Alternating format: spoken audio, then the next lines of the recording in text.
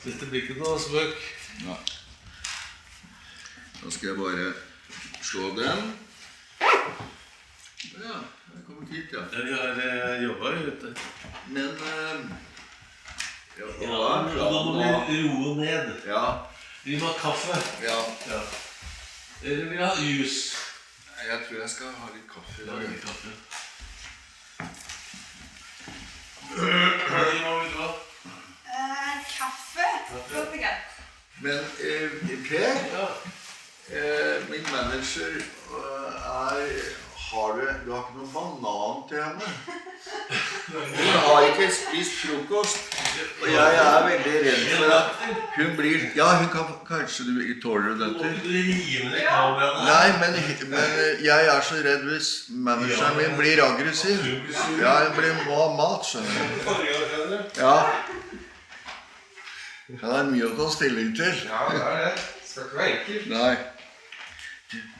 Har regissøren droppet ideen om at jeg skal gå, eller? Jeg tror ikke det. Nei. Har noen folk, eller? Hæ? Har noen mennesker? Det vet jeg ikke.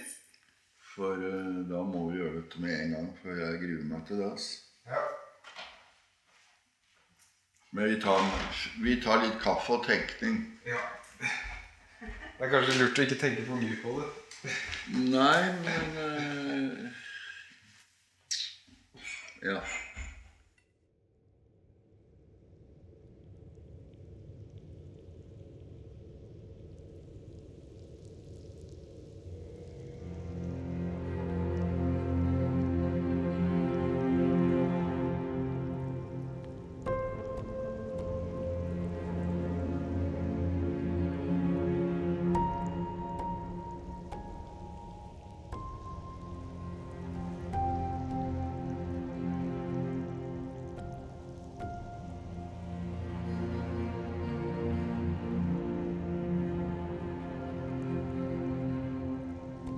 Av jord du kommet, til jord skal du bli, og av jord skal du atter oppstå. Mennesket som gress, lærte jeg. Om jeg som foster kunne valgt mellom å bli stein, menneske eller gress, hva ville jeg foretrukket? Stein, saks, papir. En dag skal alle ord gå i oppløsning. Restene av bokstaver, lyder, gene og settene. Jeg presser langfingeren mot parketten. Fingrene knirker. Hvor skal alt slutte? Ved munnen eller anus? Nord, syd eller vest? Jeg vil bli til søle, til mull, til støv, damp, molekyler, atomer, til strå, blader, busker, trær, blomster, åsrygger, blåner, fjell, solnedganger, årstider, regndråper, tåke, sludd, snø, krystaller, breer.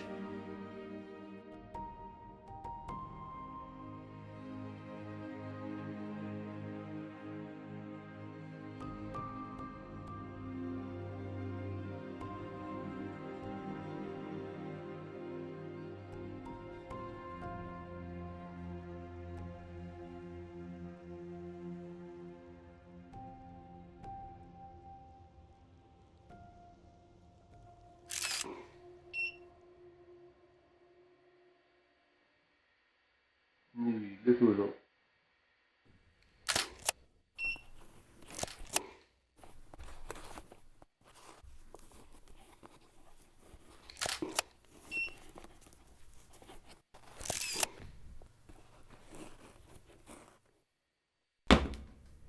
Jeg har jo Skandinavias vakreste ankler.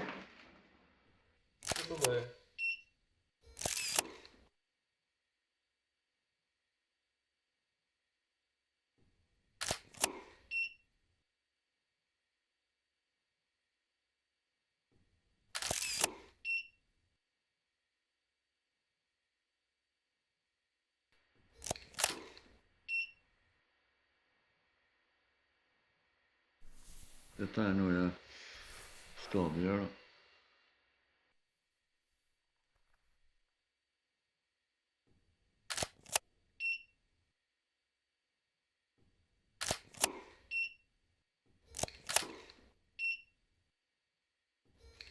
Så bare litt sånn der, ja. Så det er bare for deg selv. Så går det litt, rygger du litt der, ja. Der.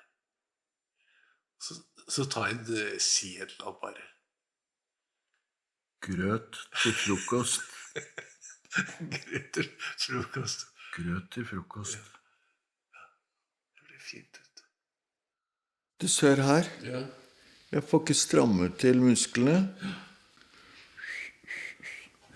Fordi at når man har naturlig muskulatur her, det er derfor sykdommen heter progressiv muskeldystrofi, altså at musklene reproduserer ikke cellene sine, og så står det en parentes, fascio, strek, scapula. Det betyr skjev, altså det viser til ansikt, fascio, scapula, skuldre. Det er de klassiske kjennetegnene. Det var 15,5 da treninga gikk feil i Linderudkollen. Da falt jeg hver gang i nedslaget. Letting, som han het. Han var en jæklig flink barnelege. Kan du plystre, spurte han. Og så ba han meg ta meg på overkroppen. Ja, men det er ikke der jeg er skadet. Det er i beina, sa jeg. Så fikk han jo Ullevål til å ta en biopsi. Og da ble alt avslørt. Og mutteren min nekta jo å stille på noen undersøkelser. Så hun bare gjorde alt for å usynliggjøre sin egen rolle. Men da mutteren de siste månedene av mutters liv, så konfronterte jeg jo henne med om faren min hadde visst det hele tiden, for jeg kunne ikke skjønne noe annet. Og det innrømte hun. Så alt dette ble jo holdt hemmelig.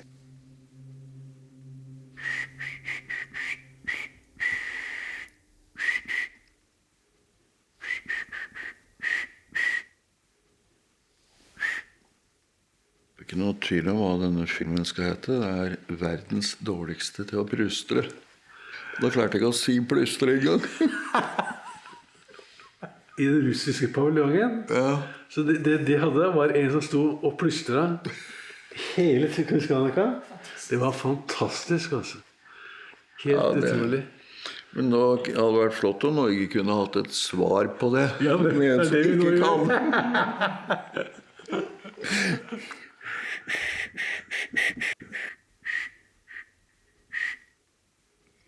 Han prøver og prøver. Jeg vil så gjerne bli helbredet, sånn at Ja, jeg men kan plystre. jeg kan jo lære deg å plystre, Torvald. Sa en trollmann til meg. Og jeg brukte alle sparepenga. Ble sendt til operasjon i Russland, og det kom tilbake og var like dårlig.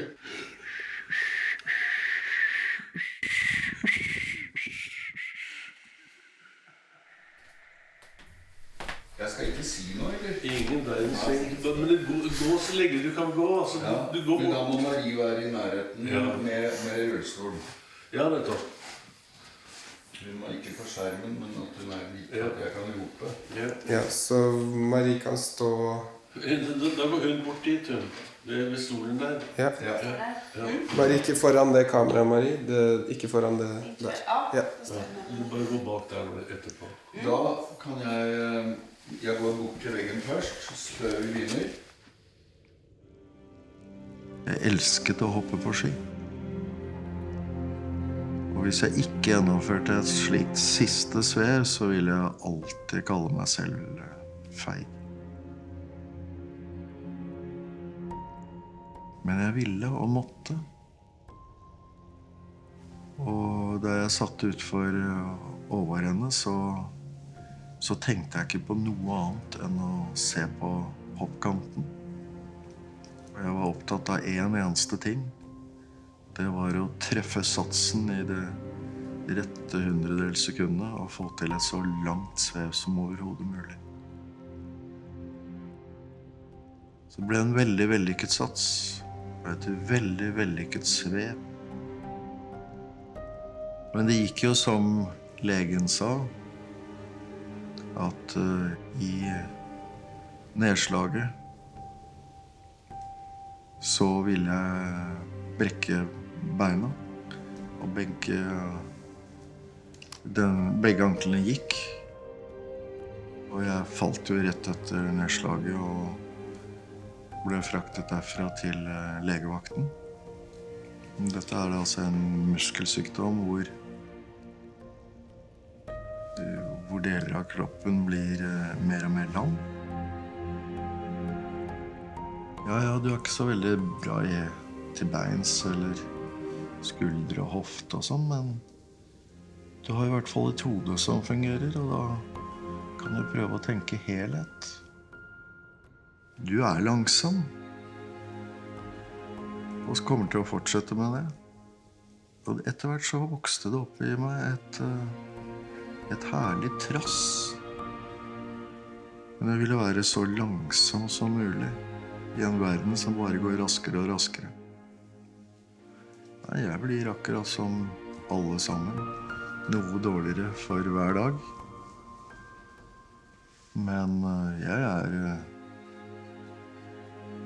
en muntrere person i dag enn før jeg fikk denne lidelsen.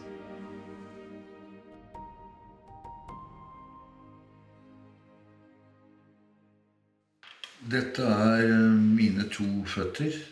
De har fulgt meg i snart 64 år og 9 måneder. Og de er tilsynelatende ved godt mot. Jeg har 10 tær. Noen av disse tærne følger ikke med. Stortærne er aktive og i god form. Men flere av de mindre tærne er på mange måter blindpassasjerer på denne foten. Det vil si de er delvis lamme.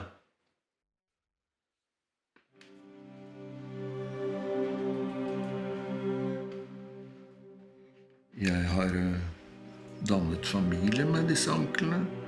Jeg har fått 3 barn med dem. De har vært med på mangt og mye.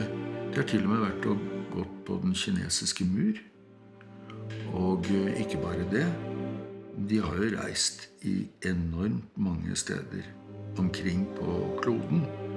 Sånn at til å være 2 ankler et sted i verden, så er det bereiste ankler og stort sett glade ankler som har gledet seg over de fleste sidene av livet.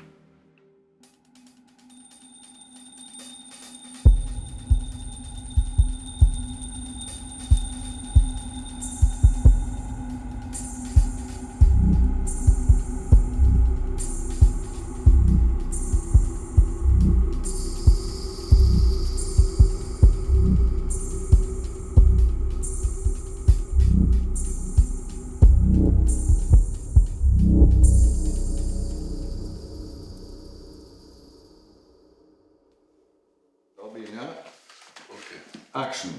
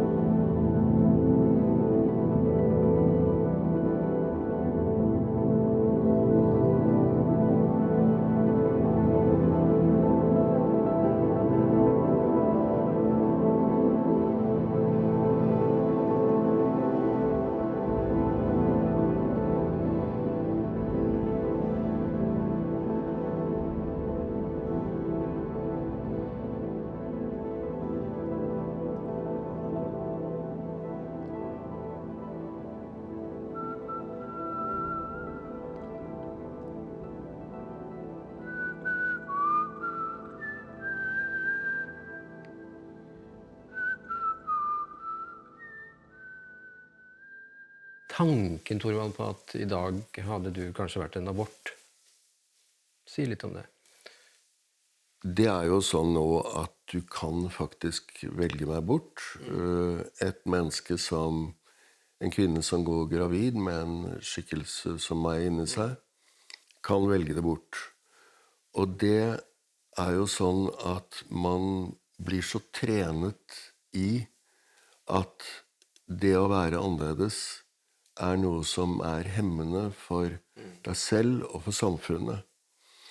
Det jo et tankekors for meg, for jeg vet jo også at det går an å føde fram et menneske som annerledes, og hvor også de som får barnet, og de som barnet selv, faktisk kan oppleve å ha lykkelig liv, selv om de annerledes.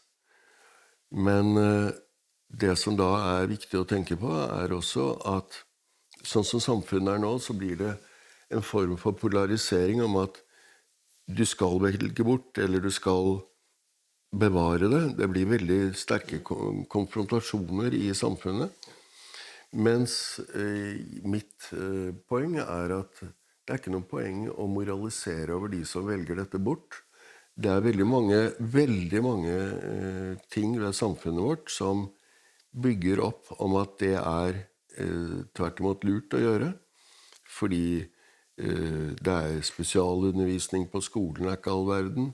Det ikke så mange ting i samfunnet som viser at styresmaktene vil ta hånd om de som annerledes. Så det mange grunner til å skjønne dette. At noen velger å velge bort. Men det jeg ganske så sikker på at mange av oss har en viktig funksjon ved å være annerledes. Det en erfaring. Ja, jeg syns rett og slett at dere som har mulighet til å gå og i bevegelse, vil jo også kunne se at det bra for dere at lista legges litt lavere på enkelte områder. Da. At vi kan bidra med noe i samfunnet. Vi kan også ha kvaliteter som ellers ikke alltid til stede i et veldig sånn mainstream samfunn. Da. Velkommen til fjellheimen min. Det nyttårsaften. Det 19 minusgrader, og det har snødd i natt. Men det et praktfullt vær. Per og Nora og Marianne og jeg på hytta. Den samme hytta som jeg var med å bygge da jeg var 15 år gammel. Utrolig nok så har jeg vært her de 4 siste årene. Jeg regnet med at jeg skulle klare 3. Dette 1 år mer enn det jeg trodde var mulig. Vi kom hit for 4 dager siden, Marianne og jeg. Og utrolig nok så klarte vi å komme inn i hytta, selv om det var storm og et vanvittig snøvær. Jeg var altså så redd for min egen fremtid. Og jeg var jo en skihopper. Jeg levde og åndet for fremskrittet. Og det jo ekstremt viktig i denne sammenheng. Troen på sånn som hele vårt samfunn bygget. At vi skal produsere mer og mer, vi skal bli høyere, vi skal bli bedre. Bruttonasjonalproduktet skal gå oppover. Og familieøkonomiene våre skal bli bedre og bedre. Alt handler om at man skal bli friskere og friskere. Vi skal leve lengre og lengre. Alt handler om en måte å tenke fremskritt. Og jeg var et typisk eksempel. Jeg var ung. Jeg levde i et Norge i oppdrift. Og jeg tenkte bare på at jeg skulle hoppe lenger og lenger og plassere meg bedre og bedre. Og da jeg fikk denne diagnosen om at jeg kom til å, som 16-åring, om at jeg kom til på sikt å bli lam, så var det et fullstendig sammenbrudd når det gjaldt fremtidstenkningen min. Og jeg ble nektet å hoppe mer på ski, som legen, din kollega, hadde helt rett i, at det var fornuften sier at nå må du slutte med en gang. Det som gjorde at jeg fikk denne suicidale tanken, var jo at når legen sa at jeg måtte si fra hjemme om denne diagnosen, så gjorde jeg ikke det for at jeg ville ta et siste skihopp. Men da mine foreldre endelig fikk vite det, så sa de at du ikke forteller noen om denne diagnosen. Og det var et synspunkt som jeg delte. Jeg var taus om dette. Jeg ville ikke fortelle det til noen som helst. Og det var sånn det ble, at de første årene, da jeg var 16 år, da jeg var 17 år, da jeg var 18 år, og da jeg var 19 år, og faktisk da jeg var 20 år, så fortalte jeg det ikke til noen. Jeg delte oppfatningen til min mor primært, som sa at du vil bli sett på som et offer hvis du sier det. Og for det andre så, i tillegg til å bli sett på som et offer, så må du også huske på at hvis du sier det til noen, så vil du miste jobben. Du vil ikke få jobb. Begge disse to tingene var for meg helt identisk med hvordan jeg selv tenkte.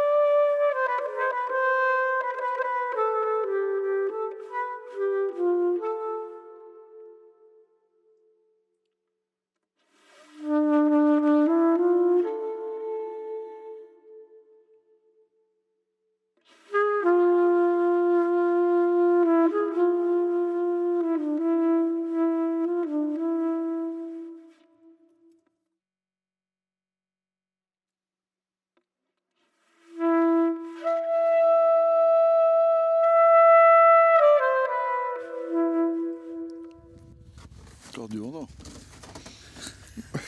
Skål.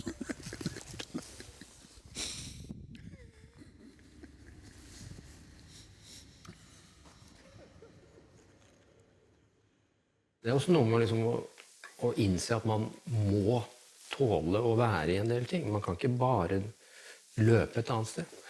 En av de tingene som jeg tror faktisk er et tilskudd til samfunnet, det er jo nettopp det å ha et annet forhold til smerte som er helt gjennomført i vårt samfunn. Ja.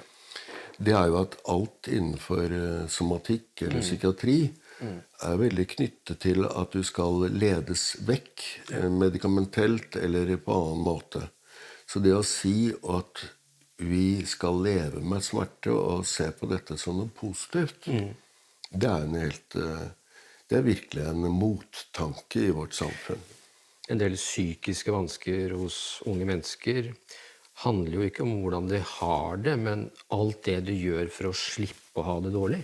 Og så setter de i gang med masse ting, altså klassikerne og rus selvfølgelig. Ja, eller hvordan man skal putte alt inn under begrepet sosial angst, som er sånn sett en sekkediagnose som vi alle opplever. Vi må håndtere det. Altså, nettopp det dagliglivet jeg opplever, må jo være primæreksemplet på å leve i sosial angst. Altså, alle ser på meg når jeg er ute.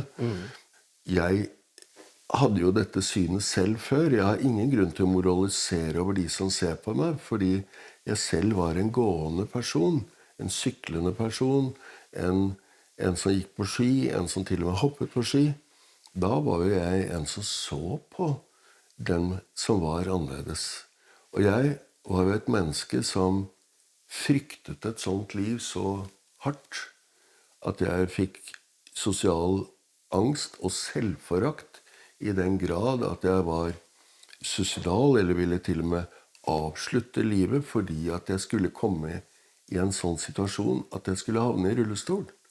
Sånn at mitt poeng bare at nå, som et voksent menneske, så tenker jo jeg på at jeg ser på dette som en kvalitet.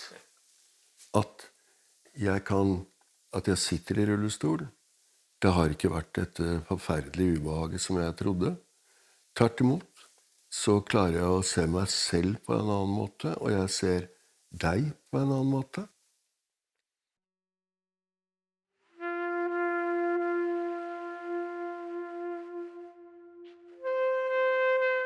Når jeg er på hytta, så det også utrolig viktig for meg den utsikten jeg har fra senga, som jeg kaller en himmelseng, også i overført betydning. Nå skal vi se hvordan det ser ut på vinteren, på midtvinters. Det et vakkert skue, synes jeg.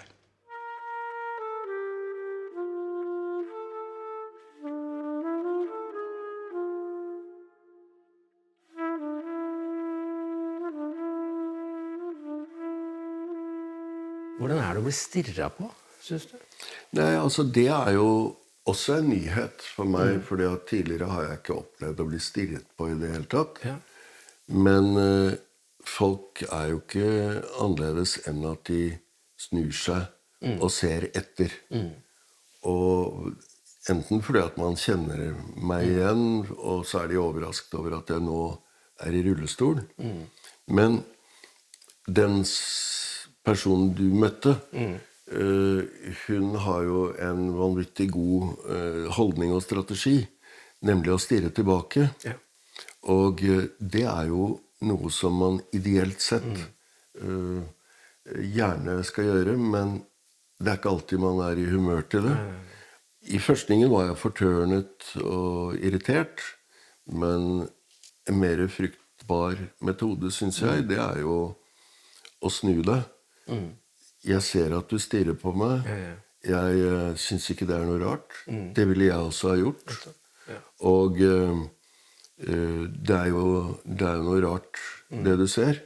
Men jaggu meg ser jeg også noe rart når jeg ser på deg. For vi noen rare skapninger. Ja, det jo et inkluderende... Ja, det den inkluderende holdningen, men vi kan ikke nekte folk å se på. Og vi kan ikke underslå at vi skiller oss ut i ganske stor grad. Og man bør trene seg opp, dessverre, til å akseptere det. Jeg kan ikke se noen annen vei utenom. Enten kan man kapsle seg helt inn og late som ingenting. Det må være lov i perioder. Men de gangene du har overskudd, mannen har overskudd, eller jeg har overskudd, så tar jeg konfrontasjonen på den vennlige måten ved å lage fokus på det. Men noen ganger blir jeg irritert, og da lager jeg ablegøyer av det. På vikinglov. Ja.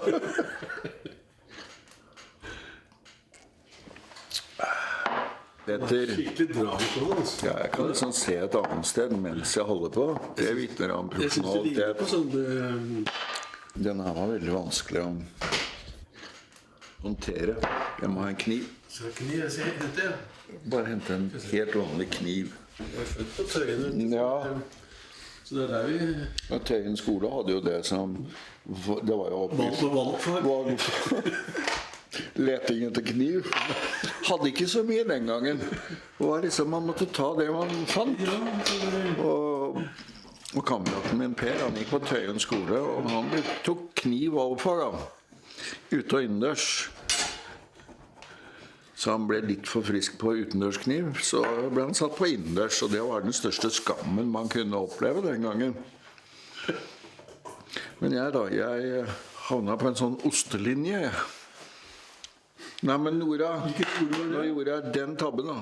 Jo, jeg blandet litt. Nei da, uff for meg. En voldsom produksjonstenkning da, om mennesker. Du skal liksom være et produktivt menneske som i forandring hele tiden. Du må ikke være kronisk, det tabu. Det til de grader tabu, og jeg holdt på å si, kan du ikke bare si å flytte ordet kronisk til å være annerledes da? kroniker en fastlåst definisjon, men Det er et stygt ord. veldig. Og på dette området så var det var det ofte man kalte de psykotiske. Selv om også en som psykotisk i bevegelse og endring, så likevel det å være en kroniker et nok et belastende uttrykk. Opp der bor det 4 ravner som flyr nedover her hver morgen. Gjennom dalføret, forbi mitt vindu.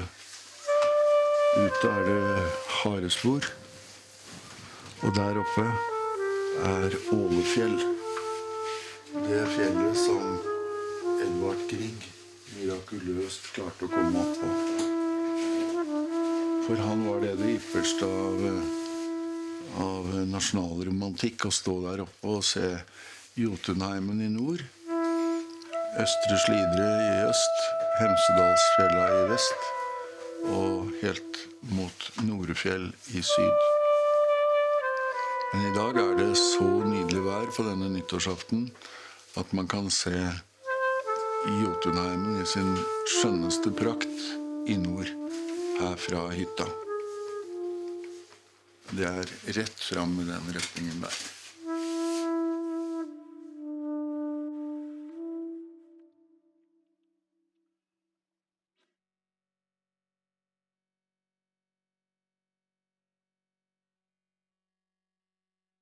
Men noen vil jo kunne finne på å lese Thorvald Steen. Hva betyr å skrive da for deg? Jeg hadde jo ingen idé om å bli forfatter. Jeg har aldri hatt det som...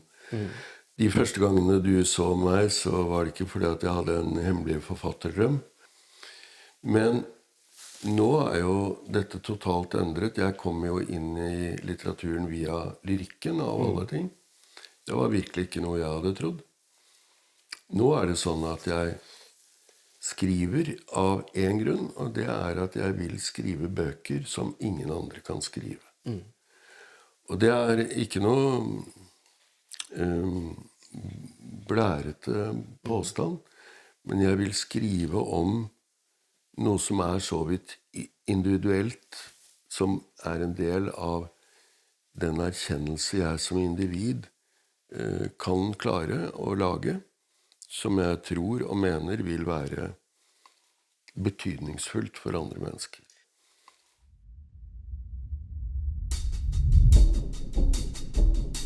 Fostervannsdiagnostikken, tidlig ultralyd og ny kunnskap om kromosomavvik fører til at stadig flere liv blir avsluttet.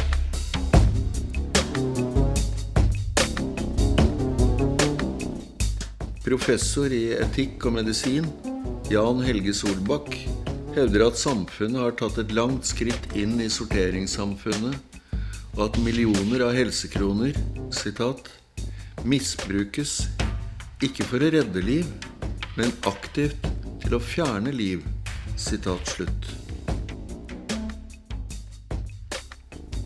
Når fosteret med Downs syndrom og for eksempel min egen muskelsykdom blir fjernet, vil presset på andre annerledesgrupper øke. Også for foreldre som må argumentere for fosterets rett til liv når helsevesenet orienterer om følgende ved å bære fram et foster med skavanker. Min horisont krymper.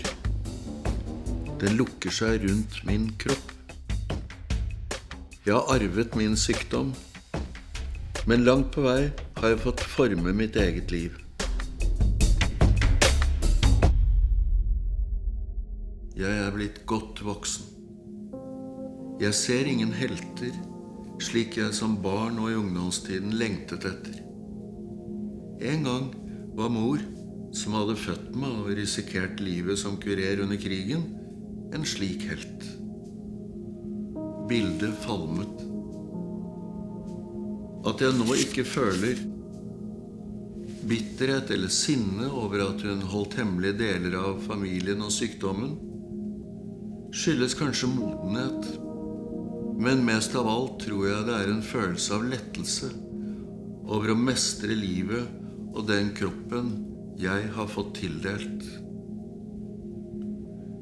Eller er dette noe jeg liker å tro? Jeg har aldri latt kroppens utvikling forskrekke meg. Jeg har vært forberedt. Jeg har nemlig hatt det privilegiet at jeg kan si jeg ville ikke hatt noen annen skjebne enn den jeg har. Jeg har vært heldig. Jeg har som voksen fått leve med kjærlighet, til og med gjengjeldt kjærlighet. Og selv om jeg har sett skyggene, har jeg hatt muligheten til å gjøre dette til materiale for min skriving. Det er de besværlige historiene som fortjener ordene.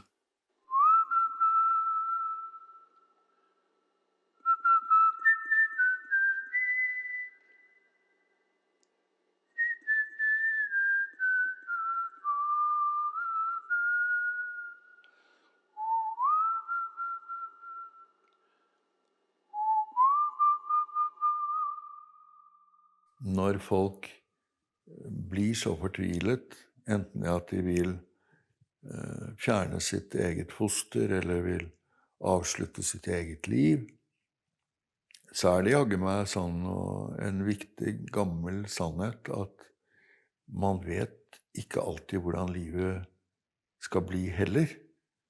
Men da er det godt å vite at man kan si takk og pris for at man ga det livet en sjans. Det synes jeg er vel verdt å tenke på nå, når jeg sitter her og er 66.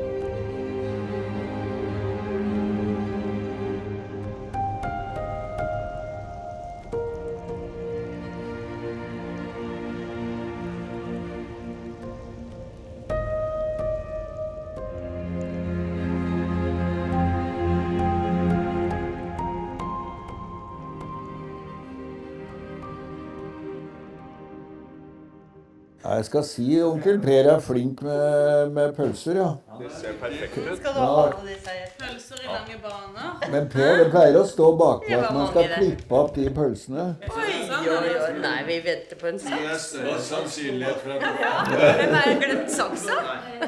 Så jøss, se her da. Nede celler. Oi. Se på hva. Watch the girls. Nashi. Wow, så flott. Vil dere ha noe ketchup, eller? Ja. Det også. At vi skulle få pølse var nå en ting, men at det var ketchup og sennep også, det synes jeg var utrolig raust gjort, da. Og ikke masse mer. Jeg må ha glemt å slå på hjulbremsen på rullestolen. Fotstøttene treffer gulvet. De store bakhjulene løftes opp, og tyngden overføres til de små forhjulene. Den litt høye, harde puta jeg sitter på, begynner å skli. Overkroppen faller framover. Hodet skyter ut. Haken tipper ned mot brystet. Jeg ser det trehvite gulvet komme mot meg. Som et tårn faller jeg. Hodet, håret, munnen, ørene, haken, panna, hoftene, kneskjellene, lår og leggbeina, anklene, Tærne, alt faller. Farten øker. Tar jeg meg for, vil håndleddet brekke. Blodet pumpes 1000 av kilometer gjennom pulsårer, arterier, vener og kapillærer. Tennene er en del av kraniet. Jeg glefser etter luft. Jeg strekker ikke ut armene. Jeg tar meg ikke for. Tærne presser seg sammen under skolæret. Alle 10. Magen, tarmene, nyrene, leveren, milten, lungene, lymfe- og bukspyttkjertlene er blindpassasjerer på ferden. De følger lydig tyngdekraften. Støvfnuggene flyr rundt meg i sin langsomme ferd nedover. Mitt støv. Vi lever ikke så lenge. Og jeg stryker den ru tunga over den brukne jekselen, som skal bli mye eldre enn meg. Tenk om mor hadde sett meg nå.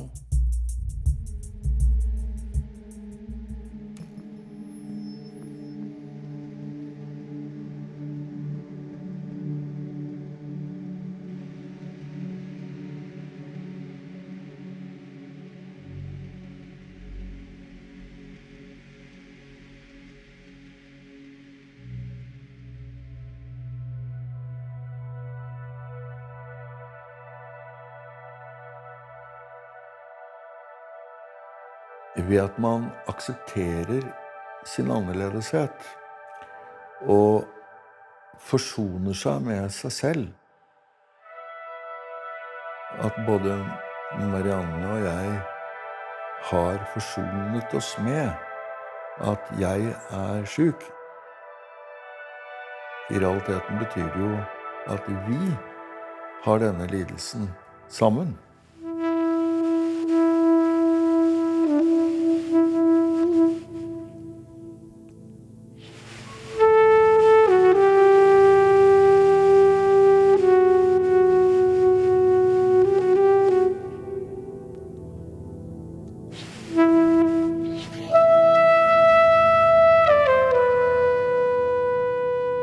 Er det forsvarlig å få barn når man har en kronisk sykdom, og for det andre om man vil det? Da vi ble gravide, det vil si Marianne, så var jo dette diskusjonen opp igjen. Er det sånn at vi vil ha barnet uansett? Marianne var mer sikker enn meg på at dette skal kunne gå. Det var ekstremt viktig for meg at Marianne var så tydelig hele veien på at vi vil gjerne ha barnet. Ved at hun aksepterte det så tydelig, så var jo dette en aksept i forhold til meg, og det at jeg har hatt problemer med å akseptere min egen kropp. Men det å akseptere det nye barnet, det var jo også sånn sett en ekko mot min egen kroppshistorie. Uansett så ville vi ha barn, og ha barna enten de har mine utfordringer eller ikke.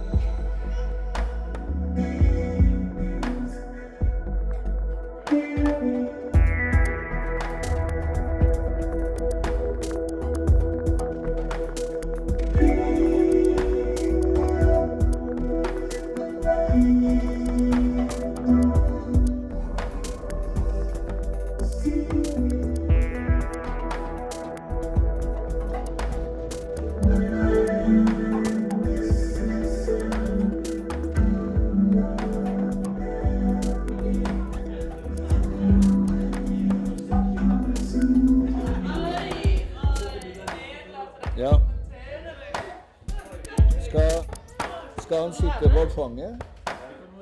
Ja, sett han opp på.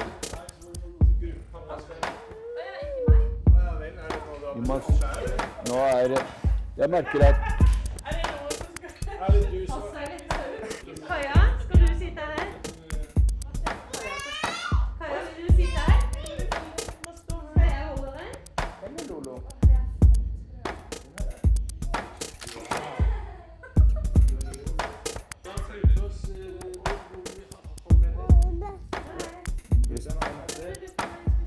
Ja.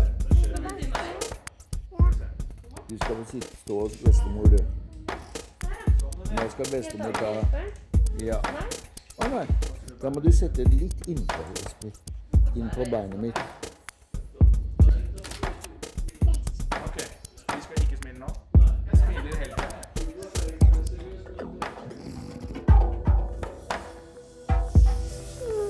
Ja.